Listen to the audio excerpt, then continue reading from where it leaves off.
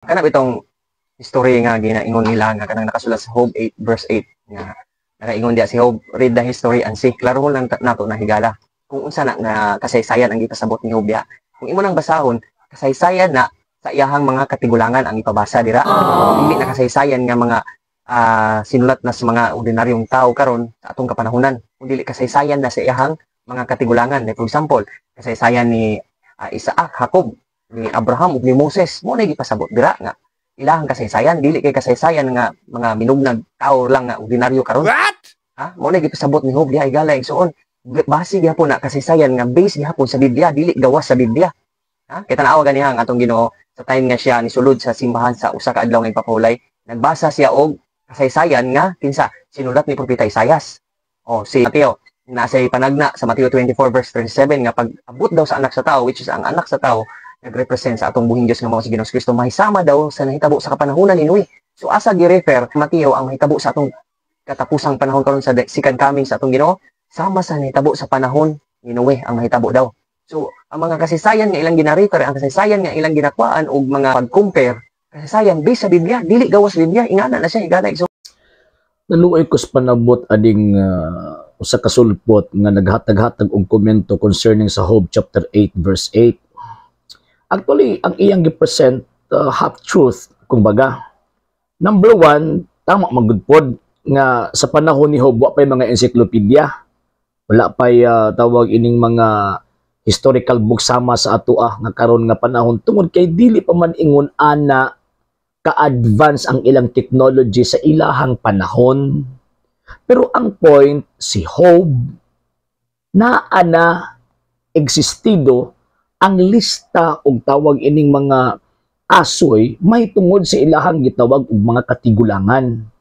Unya, unsa man matawag nimo ana, di ba? History na. Di ba? Wala nang nalapit sa mga standard books. Ngano man kasi ilang panahon dili man question sa ilaha. Dili man pareha karon pati history books inyo pang tawag ini question sa ilaha, dili man ingon ana. Unya paghatag og prueba sa ilaha nga naa sila connection dito sa ilang mga katigulangan, siyempre magtan-aw sila sa ilahang genealogy. Kumbaga, di ba? Sa ilahang tawag ining laray, sa ilahang mga kadugo-dugan o si manang hitabuan ng kaniabto. History man na. Kay records of past event man na. Kung nga tag-history man, wala lang kaya nag-focus diha sa makita na itong mga libro, kundi mga records of the past events. Ang point, allow sa balaang kasulatan o giuyunan sa Ginoong Dios nga pwede tang mukutlo og kasaysayan regardless kung unsang klaseng libruhan na imong gikutlo. Ang point, kinahanglan tag magkutlog kasaysayan para ato ang matrace nato ang origin kung asa ni gikan. So kung nahitabo na kang Job kaniadto nga mag-quote sila og history sa ilahang mga katigulangan. So, unsa na ka karon? Di ba ang simbahang Katolika, kinahanglan nimo i-trust ang iyang history. Nya asa man ka mangitag history? Diya sa inyong chismis. Napi inyong palusot nga kinahanglan sa history dapat tawag ining biblical. Ngano sa panahon din ni Job na ni Biblia? Nakana nga panahon, ang ilang libro nga panahon sa panahon ni Job ang Pentateuch. Sa ilahang gitawag og panahon unya history din ng Pentateuch. Yung baga yun, oy. Basta lang, muna kung ingon ba nga makaluluoy, ingon ng klaseng panabot. Kung atuan ng tuuhan, makaluluoy. Number 2, kanang gi-quote nimo sa gitawag og New Testament, naghimo lang man ang Ginoong Jesucristo og comparison ana. Nga mamahitabo, nga mamahimo, nga sama sa mahitabo sa panahon ni Noe. O, nag-quote na po sa history.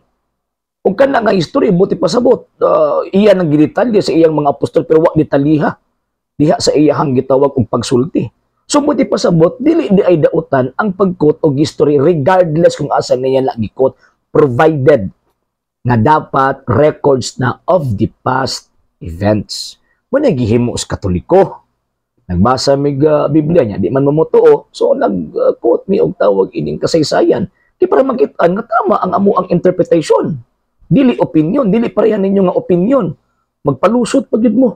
Ayo, di na to pwede ba nga linglahon ang mga tao ba pinaagian ng palusot? Palusot man gud na. So ang point din na ang Biblia nitugot nga magbasa ka og history. Dili history. O sa history nag-ingon na kanang Iglesia Katolika Apostolika Romana mao nang gipunting diha sa Biblia. O biblical based gihapon. Giklaro lang kung unsang iglesia ha. Kanang maong tawag ining gitukod ni Kristo nga Iglesia St. Matthew chapter 16 verse 18. Giklaro lang sa kasaysayan nga mo nang Iglesia Katolika Apostolika Romana.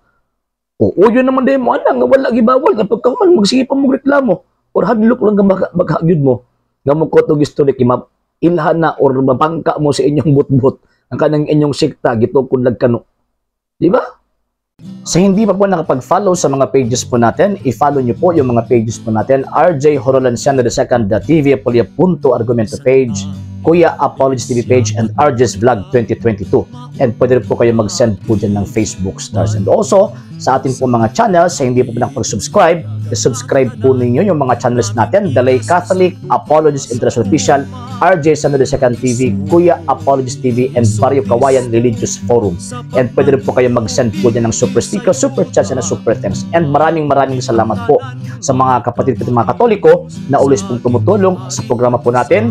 Maraming salamat po. Nang dahil po sa tulong at suporta po ninyo, ang programa pong ito, until now, andito pa rin po sa social media. And until now din po, nangangailangan pa rin po tayo sa tulong at suporta po ninyo dahil wala po kami magagawa rito mga sir, mga ma'am, kung wala po yung tulong at suporta po ninyo. Sa gusto pong tumulong, sa gusto pong sumuporta, pwede po ninyong ipadala ang tulong at suporta po ninyo sa pamamagitan po ng ating mga account numbers dyan po sa ating pong screen.